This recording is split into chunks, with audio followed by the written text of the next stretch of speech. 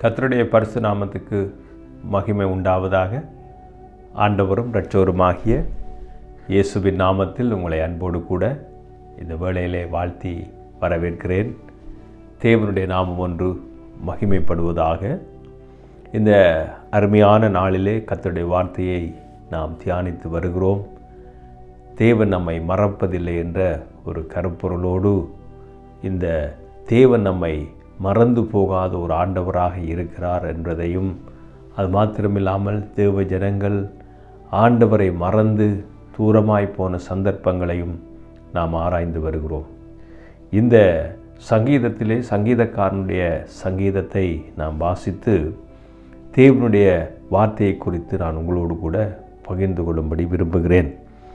இந்த 71வது சங்கீதத்திலே 1வது வசனத்தில் இப்படி சொல்லப்பட்டிருக்கிறது: கர்த்தாவே, உம்மை நம்பி இருக்கிறேன், நான் ஒரு பொழுதும் வெட்கம் அடையாதபடி செய்யும் என்று அங்கே எழுதப்பட்டிருக்கிறது. பிரியமானவர்களே, இந்த சங்கீதக்காரனுடைய எண்ணம், ஏக்கம் எல்லாம் என்னவென்றால், அவங்க கர்த்தாவே, உம்மை நம்பி இருக்கிறேன், நான் ஒரு பொழுதும் வெட்கமடையாதபடி செய்யும் என்று ஆண்டவரை முழுமையான தேவன் மீது நம்பிக்கை உள்ள ஒரு மனிதனாக இந்த வேத வசனத்தை வாசிக்கும் பொழுது கர்த்தர் மேல அவர் நம்பிக்கை உள்ளவர் என்பதை இங்கே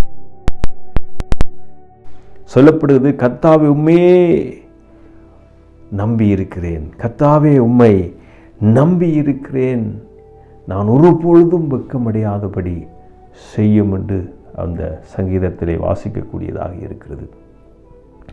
இந்த மனிதனை பார்க்கின்ற பொழுது அவர் கர்த்தரை நம்பி இருக்கிறார், கர்த்தரை சார்ந்திருக்கிற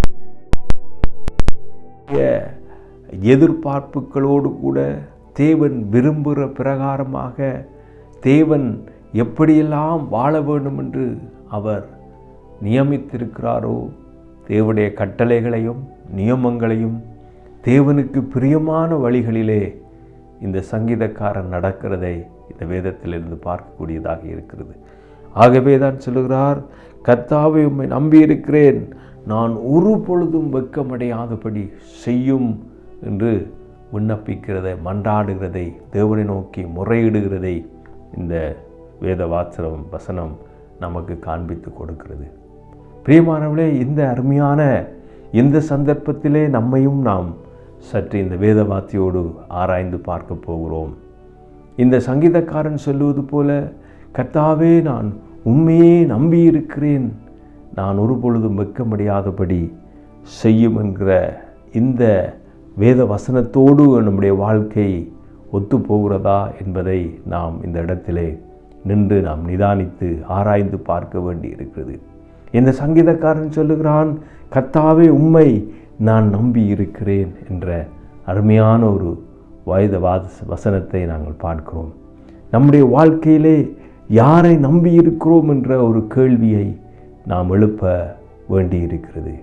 என்னுடைய நம்பிக்கை யாரை நோக்கி இருக்கிறது என்ற ஒரு கேள்வியை நாம் கேட்க வேண்டி இருக்கிறது. பிரியமானவர்களே, நம்முடைய ஒவ்வொருடைய வாழ்க்கையிலும் நம்முடைய நம்பிக்கை என்ன, யார் மீது நம்பிக்கை இருக்கிறது?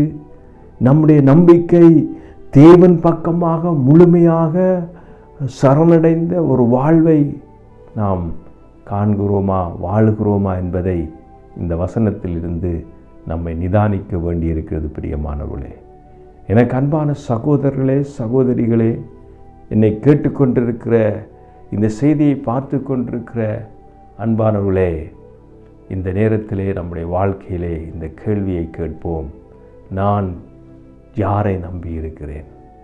நாம் யாரை நம்பி இருக்கிறோம்? நம்முடைய நம்பிக்கையை எங்கே வைத்திருக்கிறோம் என்ற ஒரு கேள்வியை நாம் கேட்க வேண்டி இருக்கிறது. ஏனென்றால் இந்த வேத வசனத்தை வாசிக்கிற பொழுது இந்த சங்கீதக்காரன் அவருடைய வாழ்க்கையிலே கர்த்தரையே நம்பி இருக்கிறபடிதான் அவர் சொல்லுகிறார், நான் ஒரு பொழுதும் வெட்கமடையாதபடி செய்யும் என்ற ஒரு அருமையான வேத வசனத்தை நாம் வாசிக்கக்கூடியதாக இருக்கிறது.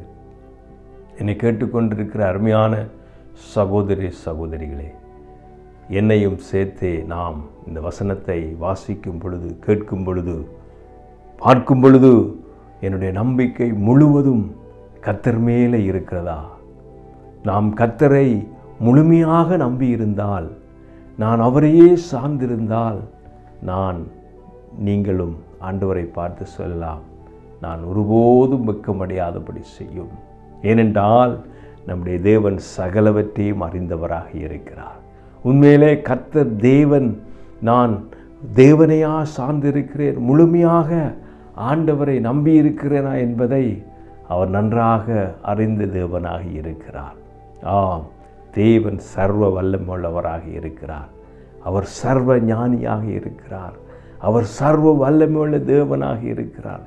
எல்லாவற்றையும் அவர் அறிந்த ஒரு தேவனாக இருக்கிறபடினால் நாமும் இந்த சங்கீதக்காரனைப் போல நம்முடைய வாழ்வை தேவனுக்கு முழுமையாக ஒப்பு கொடுத்தவர்களாக, தேவன் மேல் நம்பிக்கை வைத்தவர்களாக, ஆண்டவரை சார்ந்து தேவனை நோக்கி நாம் வாழுகிற ஒரு வாழ்க்கையை வாழ தேவன் இந்த அருமையான வேளையிலே நம்மையும் அழைக்கிறார் என்பதுதான் இந்த வேத வசனத்திலிருந்து நாம் அறிந்து கொள்ளக்கூடியதாக இருக்கிறது, புரிந்து கொள்ளக்கூடியதாக இருக்கிறது. என்ன ஆச்சரியம்! இந்த சங்கீதக்காரன் தேவனை பார்த்து, தேவனை நோக்கி, கர்த்தாவே, நான் உம்மை நம்பியிருக்கிறேன், ஒரு பொழுதும் வெட்கமடையாதபடி செய்யும் என்று தன்னுடைய உள்ளத்தின் ஆழத்திலே இருந்து தேவனை நோக்கி, தேவனிடத்திலே வைக்கிற, இல்லாவிட்டால் தேவனை பார்த்து சொல்லுகிற ஒரு அருமையான வார்த்தை இங்கே எழுதப்பட்டிருக்கிறதை நாம் இங்கே வாசித்திருக்கிறோம். பிரியமானவர்களே, நம்முடைய ஒவ்வொருடைய வாழ்க்கையும் நன்றாக அறிந்த தேவன் முழுமையாக நாம் யாரை நம்பி இருக்கிறோம் என்றதை ஆண்டவர் அறிவார் என்பதை இந்த இடத்திலே நான் சுட்டிக்காட்ட விரும்புகிறேன். நம்முடைய நம்பிக்கை யார் மேல் இருக்கிறது என்பதை நம்முடைய தேவன் நன்றாக அறிந்திருக்கிறார். நம்முடைய நம்பிக்கை எதன் மேல் இருக்கிறது என்பதை கர்த்தர் நன்றாக அறிந்திருக்கிறார். ஆகவே நம்முடைய தேவனை நாம் யாராலும் அவரை ஏமாற்ற முடியாது என்பதை நாம் ஒத்துக்கொள்ள வேண்டும். நம்முடைய நம்பிக்கை யார் மேல் இருக்கிறது என்பதை அவர் நன்றாக அறிந்திருக்கிறார்.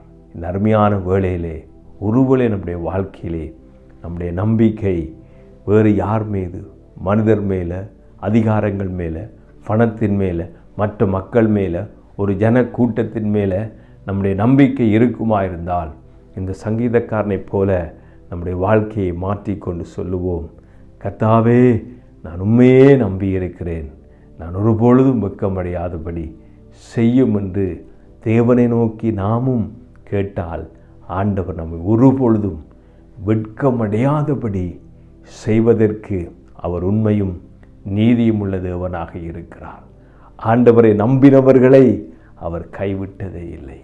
தேவனை அண்டினவர்கள் வாழ்ந்ததாகத்தான், சுகித்ததாகத்தான், பெருகிறகத்தான் வேத வார்த்தையும் சரித்திரமும் நமக்கு போதித்து கொடுக்கிறது. பிரியமானவளே, நம்முடைய வாழ்க்கையிலே தேவனை மாத்திரம் நம்புவோமானால் நாம் ஒருபொழுதும் வெட்கமடையாதபடி கர்த்தர் நம்மை வல்லமையாக நடத்த அவர் வல்லமை உள்ளவராக இருக்கிறார். தேவனை மாத்திரம் நாம் சார்ந்து நம்பி அவர் மேலே நம்முடைய வாழ்க்கையை தொடங்குவோமானால், அவரோடு நம்முடைய வாழ்க்கையை தொடங்கி நடத்துவோமானால், நாம் ஒருபொழுதும் வெட்கமடையாதபடிக்கு கர்த்தர் செய்ய வல்லமை உள்ளவராக இருக்கிறார். இந்த தேவன் என்றென்றைக்கும் உள்ள சதா காலங்களில் நம்முடைய தேவன் மரண பரியந்தமும் நடத்துவதற்கு அவர் உண்மை உள்ள தேவனாக இருக்கிறார் என்று வேதம் சொல்லுகிறது. பிரியமானவர்களே, என்னை கேட்டுக்கொண்டிருக்க அருமையான சகோதரனே, சகோதரியே, இந்த கேள்வியோடு கூட இந்த செய்தியை நான் நிறைவு செய்ய விரும்புகிறேன். நாம் யார் மேல் நம்பிக்கை வைத்திருக்கிறோம்? நாம் தேவன் மேல் நம்பிக்கை வைத்தவர்களாக தேவனையே சார்ந்திருப்போமானால் நாம் ஒரு பொழுதும் வெட்கமடையாதபடிக்கு நம்மை நடத்துவதற்கு அவர் போதுமான தேவனாக இருக்கிறார். கண்களை மூடி நாம் இந்த வேத வசனத்துக்கு நம்மை ஒப்பு கொடுத்து நாம் ஜெபம் பண்ணுவோம். பிதாவே, உம்மை நன்றியோடு ஸ்தோத்தரிக்கிறோம். உம்மை நம்பினவர்கள் ஒருபொழுதும் வெட்கப்பட்டு போவதில்லை. கர்த்தாவே, ஆண்டவரே, நாங்கள் உம்மை முழுமையாக முழுமையாக சார்ந்திருக்க இந்த வசனத்தை, இந்த வேத வார்த்தையை கேட்டுக்கொண்டிருக்க ஒவ்வொருடைய வாழ்க்கையிலும் கர்த்தரை முழுமையாக நம்ப ஆண்டவரே கிருபை கொடுக்கும்படிக்கு ஜெபிக்கிறேன். எல்லா துதியும் உமக்கு செலுத்தி இயேசுவின் நாமத்தில் ஜெபிக்கிறேன் எங்கள் நல்ல பிதாவே. ஆமேன். God bless you. கர்த்தர் தாமே உங்களை ஆசீர்வதிப்பார். ஆமேன். ஆமேன்.